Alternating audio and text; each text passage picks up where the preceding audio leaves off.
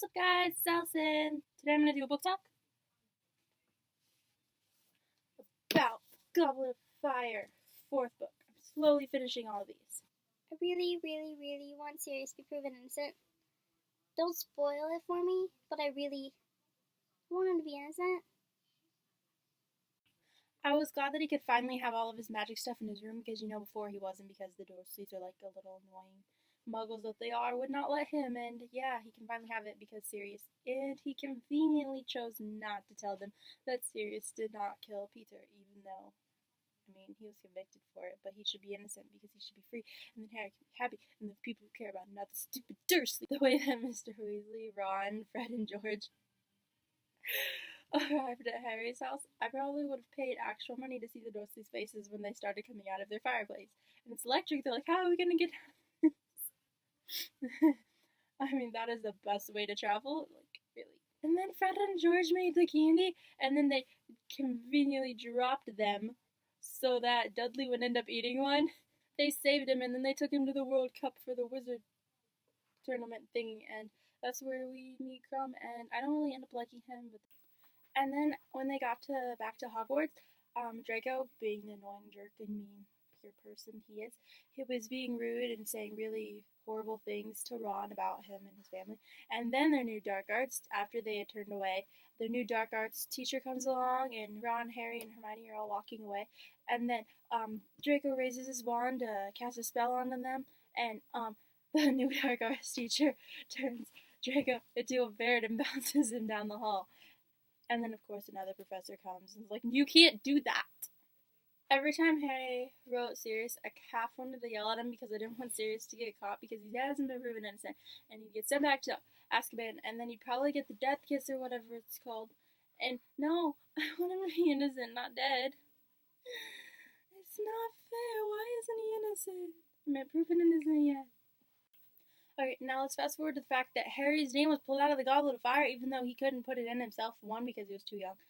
And two, he didn't ask anybody to do it because we obviously would have read it if it did. And then, sorry, getting ahead of myself here. It's the end of the book, not this part. And I was just like, no, Harry, he just wanted to laugh at everything that they have to do. And Harry didn't want to write to Sirius because he didn't want him coming to near the school because then he'd get caught and and then he'd get sent back to Azkaban, and he didn't want that. And Hermione's like, you have to tell him. He'll needs to know. He'll find out by paper. He'll find out somehow. And he's fine and write it. And I was, no, I don't want him to find out at all. And then Ron was mad at Harry because Harry put his name in the Goblet of Fire, but he didn't tell Ron how. Well, that's what he believed anyway. And he thought that he was like, fine, I guess we're not friends because obviously a friend would have told me how you did it. Because if you used your invisibility cloak, you would have went with me, right? If you would have included me in your plan, right? And he didn't believe, and it was no, Ron. At this point, I thought their new dark arts professor was pretty cool, but I wasn't quite too sure about him at the same time. He turned Draco into a ferret. That is the coolest thing ever, and he was also ended up helping out Harry in a lot of the tasks and everything. And I was like, he seems pretty cool. He's almost as cool as Professor Lupin. Almost. Nobody's gonna be Lupin. He's the best dark arts teacher ever. During the first task, it sounded so amazing the way that Harry was flying around the dragon to get it away from their eggs. And I was like, it just sounds so cool. I wish I could have seen it. I really hope it's in the movie because that would be really cool to see. Like, that'd be a really cool thing. And of course, there's a ball because everything needs a ball apparently. And Ron's all like, Hermione, you can come with one of us. And she's like, I already have a date. He's like, who? It doesn't take this long for everybody else to see me as a girl, Ron, Hermione says. And I was like, oh, don't fight with Ron. Don't fight. And they ended up not talking to each other. And then after the ball, they ended up having an argument. And she was like, well, maybe next time you should ask me first before anybody else does, instead of putting me off as a last resort. Or that's probably not the exact words. But you know what? I'm on the 5th book. Don't judge. And I was freaking out because I was like, well, was it because, how did anybody find out? Yeah, he's half giant, but he couldn't think that they actually cared, right? Ron, Hermione, and Harry aren't like that. They don't care. And it ended up being the annoying news lady read a seeker, and I was like, leave poor Hagrid alone. He did not deserve that. Of course, she also ends up writing a really horrible article about Hermione, and Mrs. Weasley reads it and she believes it, and then Harry and Ron get these huge Christmas eggs, and Hermione gets the one so small.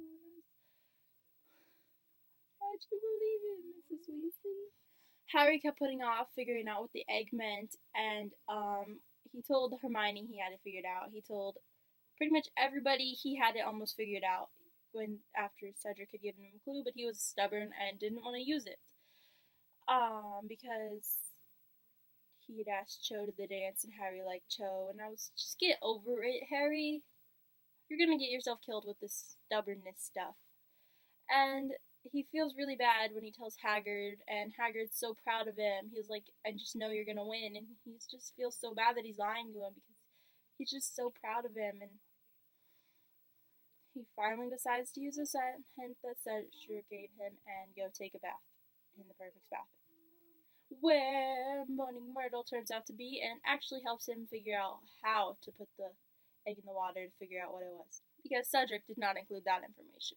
Then, when Harry left the perfect bathroom, of course, he had the Martyrs map, and he saw somebody on it searching in. He saw Mr. Crouch, it's probably not his name, searching Snape's office, and he's gonna go investigate. Of course, he's under his invisible cloak, and then he almost gets caught by Professor Fitz, and then Snape comes out, and his leg is stuck in the stairs, and he can't do anything. He can't move. And then Professor Mooney comes out, and it's just all bizarre. Mooney can see him. Snape's like, Potter's there somewhere, and he starts waving his hands around on the stairs, and Mooney's like, what are you doing? There is nobody there. Snape, stop acting like an idiot. I'll be sure to let the headmaster know, though. And he's like, what is that supposed to mean? That you had it out for Potter. All because of your stupid rivalry, Snape. Leave Potter alone. I hate Snape. I hate him. He needs to grow up. When Dobby first woke up Harry, I thought that he had, like, missed the second task or something. And I was like, no! And then it turns out that he was just helping him. Oh, because Harry was up in the library. And, of course, nobody really knew he was there because Hermione and Ron had been taken to the headmaster's office or something. I don't remember if it was headmaster's. And, yeah, and Dobby comes and gives him some gillweed, and he ends up getting in trouble for that later, but, you know, whatever. Sirius is so protective of Harry. It's almost like he raised him himself. It's so adorable. It's like he'd known him all along. I mean, yeah, Sirius knew Harry and whatever, but Harry didn't know Sirius, and I wonder if it's half like a duty to James because it's his best friend's kid. So, earlier in the book, when they see Sirius, he tells that whenever they're talking about him to call him Snuffles. Okay, first, Snuffles? Snuffles, really? That's so weird. But they keep they'll call him Sirius and then switch in the conversation and they'll call him Snuffles and then they'll call him Sirius again.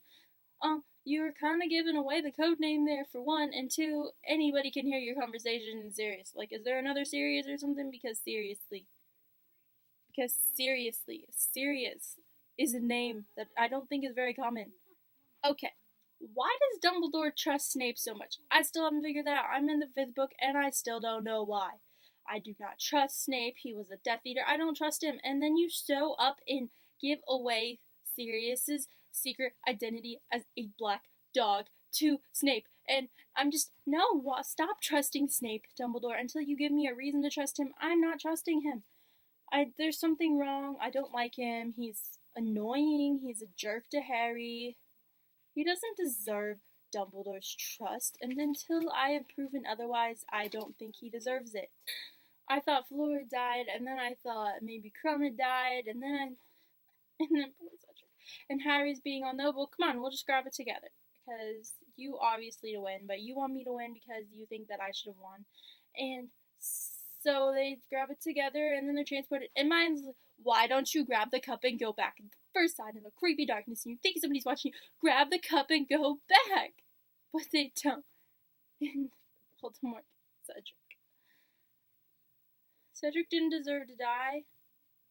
I understand why she did it. Because Voldemort wouldn't have risen if Harry hadn't have been there, and Peter had taken Harry's blood. I would have been okay with him not rising. Make it about Hermione and Ron's and Harry's horrific friendship and everything else. They don't want it to, Voldemort doesn't have to be a thing yet.